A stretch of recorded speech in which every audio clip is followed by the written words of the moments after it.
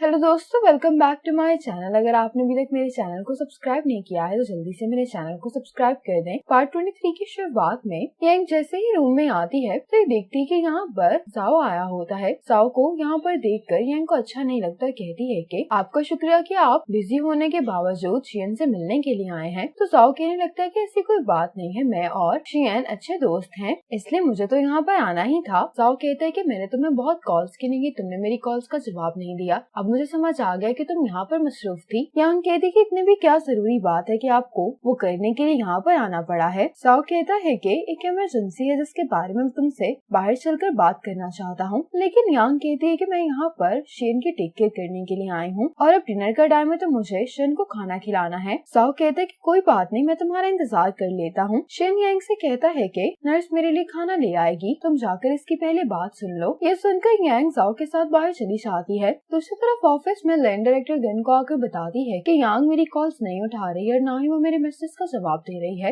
ये सुनकर director gun को गुस्सा आ रहा होता है और ये यांग को कॉल करते हैं, लेकिन यांग इनकी भी कॉल नहीं उठाती। लेकिन कहते कि क्यों ना मैं कल यांग के घर पर चली जाऊँ। तो डायरेक्टर गन कहते हैं कि इसकी जरूरत नहीं है। अब ये दोनों बाहर बात करने के लिए आ जाते हैं। साओ यांग से कहता है कि मैं 2.5 बिलियन यॉन का लोन चाहिए और मैं तुमसे वादा करता हूँ लोन मिलने के बाद तुम्हें कोई भी मसला नहीं आएगा। यांग कहती है कि अगर तुम लोग रिक्वायरमेंट पूरी करोगे तुम लोगों को लोन मिल जाएगा, लेकिन अगर तुम्हें अभी भी लग रहा है कि मैं किसी इलीगल काम में तुम्हारी मदद करूंगी तो मुझे लगता है कि तुम्हें मुझसे दोबारा नहीं मिलना चाहिए। साओ कहते हैं कि तुम गुस्सा मत करो। शेन बार बार टाइम देख रहा होता है, इससे इंतजार नहीं हो रहा होता, इसलिए शेन यहाँ से चला जाता है। साओ यांग से कहने लगता है कि तुम्हें ये बात तो मालूम ही होगी कि CBBC की हायरिंग के लिए कितना कंपटीशन था। 3000 लोगों में से सिर्फ 10 ट्रेनीज को सिलेक्ट किया जाना था। यांग कहती है कि हाँ, और मेरा इंटरव्यू में रैंक 5वां था। जाओ कहता है कि उन्हें एक्स्ट्राऑर्डिनरी एबिलिटी और अच्छी फिजिकल स्ट्रेंथ वाले लोग चाहिए थे,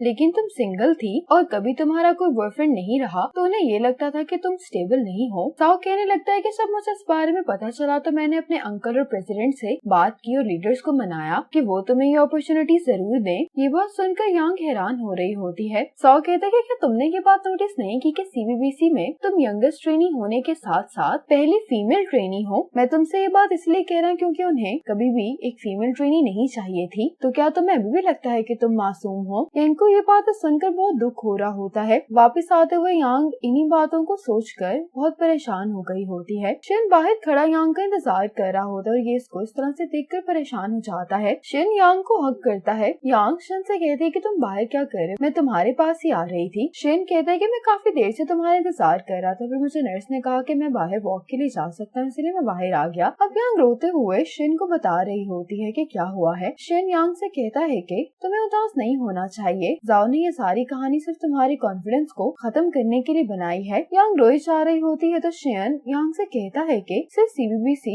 ने तुम्हें जॉब की ऑफर नहीं की थी और भी बहुत सारी बड़ी कंपनी तुम्हें हायर करना चाहती थी। यांग कहती है कि 11 कंपनी से मुझे ऑफर आई थी। तो शेन कहता है कि तुम खुद ही देखो, तुमने CBBC को चूज किया है और अगर तुम काबिल नहीं होती तो वो तुम्हें बार बार प्रमोट क्यों करते। शेन कहता है कि तुम्हें साओ की बातों पर ध्यान नहीं देना चाहिए क्योंकि बुरे इंसान को सारी दुनिया बुरी दिखाई देती है। शेन यांग का मूड अच्छा करने के लिए कहता है कि तुम इस पूरी यूनिवर्स में सबसे ज्यादा पावरफुल हो। ये बात सुनकर यांग हंसने लगती है। सब वापस जाते हुए फोन पर किसी को कह रहा होता है कि यांग ने कार्ड और कार एक्सेप्ट कर ली है, सब कुछ बिल्कुल सही जा रहा है। यांग शेन से कहती है कि क्या तुम मेरा हाथ छोड़ सकते ताकि मैं पॉकेट से अपना फोन निकाल लूं। शेन कहता है कि फाइनली पब्लिक में मैं तुम्हारा हाथ पकड़ सकता हूँ तो मैं इतनी आसानी से तुम्हारा हाथ नहीं छोड़ूंगा। यांग कहती लेकिन मैंने कब हाँ बोला। तो शेन यांग की नकल उतारते हुए कहता है कि अभी तो तुमने बोला है। ये देखकर यांग हंसने लगती है। अब ये दोनों यहाँ बेंच पर आकर बैठ जाते हैं। यांग शेन से कहती है कि हम दोनों एक दूसरे को 15 सालों से जानते हैं और मुझे लगता है कि इस पूरी दुनिया में हम दोनों को एक दूसरे से बेहतर कोई भी नहीं जानता, इसलिए पहले मैं नहीं चाहती थी कि कोई भी चीज हमारी दोस्ती को अफेक्ट करे,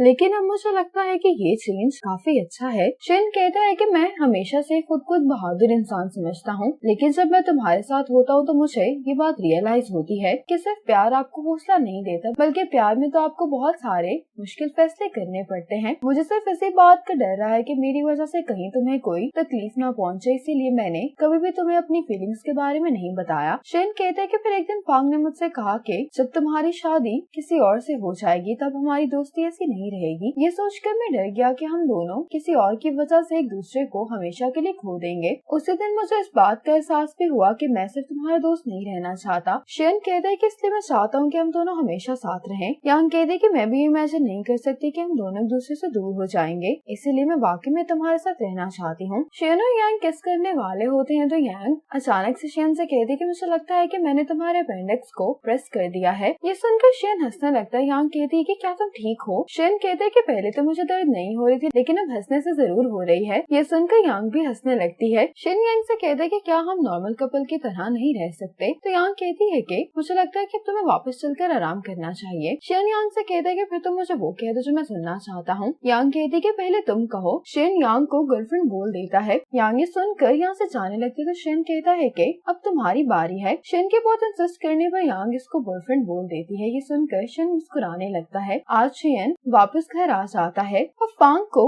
जियांग की कॉल आती है। ये दोनों को बताता है कि जियांग मुझसे अकेले में बात करना चाह रही, लेकिन मैं इतना नर्वस क्यों महसूस कर रहा हूँ। यांग कहती है कि जियांग ने मुझे बताया था कि अब वो अपार्टमेंट वाली बात को लेकर गुस्सा नहीं है, असल मसला कुछ और है, तुम्हें जाकर उससे बात करनी चाहिए। फांग ये सुनते ही यहाँ से चला जाता है। शेन कहते हैं कि मुझे लगता है कि अब इन दोनों का मसला भी हल हो जाएगा। यांग शेन से कहते हैं कि तुम्हें क्या लगता है कि हमें अभी इन लोगों को बताना चाहिए या नहीं। ये सुनकर शेन यांग को किस करने वाला होता है, लेकिन इतने में यहाँ पर मोमा आती हैं और इनसे पूछती है कि फांग कहाँ पर है। तो यांग कहती है कि उसको एक इमरजेंसी थी, इसीलिए वो यहाँ से चला गया है। मोम यांग से कहने लगती है कि फिर हम दोनों लंच कर लेते हैं। यांग से कहती है कि अगर तुम्हारे पास वक्त हो तो तुम हर रोज यहाँ पर खाना खाने के लिए आ सकती हो। शेन कहता है कि जब तक मॉम मेरी टेक केयर कर रही हैं, तब तक ये अपने डांस क्लब नहीं जाएंगी, तो तुम भी मॉम का खाना खाने के लिए यहाँ पर आ सकती हो। यांग कहती है कि ठीक है, जब मेरे पास वक्त होगा तो मैं यहाँ पर जरूर आऊंगी। ये सुनकर मॉम बहुत खुश हो जाती है। मॉम यांग को यहाँ से लेकर जा रही होती, शेन भी इनके पीछे आने लगता है। तो मॉम कहती है कि तुम कहाँ पर आ रहे हो, मैं तुम्हारा पॉरिज यहीं पर लेकर आती हूँ। तो फांग जियांग से कहता है कि मुझे रियलाइज हो गया है कि मेरी क्या गलती है। कि जियांग को इस बारे में बताने लगता है। जियांग कहती है कि तुम इतने बुरे नहीं हो जितना तुम अपने आप को कह रहे हो। तो फांग बहुत इमोशनल हो गया होता है और जियांग से कहता है कि प्लीज तुम मुझे मत छोड़ो। जियांग कहती है कि मैं भला तुम्हें कैसे छोड़ सकती। फांग कहता है कि मुझे इस बात का डर है कि तुम मुझे डाइवोर्स दे दोगी। जियांग कहती है कि तुम किस तरह की बातें कर रहे हो, ऐसा नहीं होगा, मैं बस ये सोच रही हूँ कि मुझे अपना लाइफस्टाइल बदल लेना चाहिए। ये सुनकर फांग हैरान हो जाता है। रात में शेन यांग को मैसेज करता है कि तुम्हारा बॉयफ्रेंड सोने वाला है तो तुम भी जल्दी सो जाओ। यांग ये मैसेज देखकर मुस्कुराने लगती है। शेन को गुड नाइट का मैसेज कर देती है। अब मॉम शेन को आकर डांट रही होती है कि डॉक्टर ने तुम्हें जल्दी सोने के लिए कहा था। शेन कहता है क्या कहा था। मॉम कहती है कि फिर तुम अभी तक अपने फोन के साथ क्यों खेल रहे हो। मॉम कहती है कि शायद इसी वजह से यांग ने मुझसे कहा था कि मैं रात को तुम्हारा फोन ले लूं। मॉम ये कहते हुए शेन से उसका फोन ले लेती हैं। शेन हैरान होते हुए कहता है कि क्या वाकई में उसने आपको ऐसा करने के लिए कहा है। मॉम कहती है कि उसने मुझे बताया था कि तुम रात को फांग के साथ कॉन्फ्रेंस कॉल करते हो। शेन अपनी मॉम से कहता है कि मॉम मेरी कोई भी मीटिंग नहीं है, इसलिए आप मुझे मेरा फोन वापस कर दें। मॉम कहती है कि तुम्हें सुबह तक तुम्हारा फोन नहीं मिलने वाला। ये कहकर शेन की मॉम यहाँ से चली जाती हैं। दूसरी तरफ यांग प्रेसिडेंट को मैसेज करती है। आज मॉम जब ग्रोसरीज लेकर आती हैं तो शेन कहता है कि मॉम आपको आने में इतनी देर होगी, अब आपको जल्दी से लंच बना लेना चाहिए। मॉम कहते हैं लेकिन फांग और यांग तो डिनर के लिए आने वाले हैं ना। शेन कहते हैं कि आपने तो यांग से कहा था कि तुम्हें बाहर का लंच नहीं खाना चाहिए, इसलिए आप हर रोज उसके लिए लंच बनाएंगी। मॉम हैरान होते हुए कहती है कि क्या मैंने कहा था। शेन कहता है कि हाँ। अब शेन यांग को लंच भिजवा देता है। यांग शेन को लंच की फोटो भेजकर थैंक्स बोलती हुई कहती है कि लंच बहुत अच्छा है। शेन यांग को मैसेज करता है कि डियर गर्लफ्रेंड, मुझे खुशी हुई कि तुम्हें ये लंच पसंद आया है। अब पुराना टाइम दिखाया जाता है। फांग कहते हैं कि ब्रेसलेट पहनकर मुझे बहुत अनकंफर्टेबल महसूस हो रहा है। यांग कहते हैं कि फिर तुम ये उतार दो। फांग कहते हैं कि ये मुझे मेरी गर्लफ्रेंड ने दिया है तो मैं इसको नहीं उतार सकता। शेन कहता है कि तुम्हें ऐसा काम है तो हमसे तुम दूर रहो। फांग कहने लगता है कि मेरी गर्लफ्रेंड मेरी बहुत केयर करती है, उसने मुझे इतनी सारी मेडिसिन भिजवाई है। फांग बार बार जियांग को गर्लफ्रेंड बोले जा रहा होता है तो यांग कहती है कि क्या तुम इसको जियांग नहीं कह सकते। बार बार जियांग को गर्लफ्रेंड कह कर बुलाना क्या तुम्हें अजीब नहीं लग रहा। फांग कहता है कि हमारा रिलेशनशिप अभी शुरू हुआ है तो मुझे ये सब अच्छा लग रहा है। फांग कहने लगता है कि मेरी गर्लफ्रेंड यहाँ पर आ गई तो मैं जा रहा हूँ। यांग कहती है कि हाँ प्लीज तुम चले जाओ। यांग शेन से कहती है कि क्या फ्यूचर में तुम भी अपनी गर्लफ्रेंड को बार बार गर्लफ्रेंड कहकर बुलाया करोगे। शेन कहता है कि नहीं। यांग कहती है कि मैं भी ऐसा ही करूंगी। इसी मोमेंट पर पार्ट 23 खत्म हो जाता है।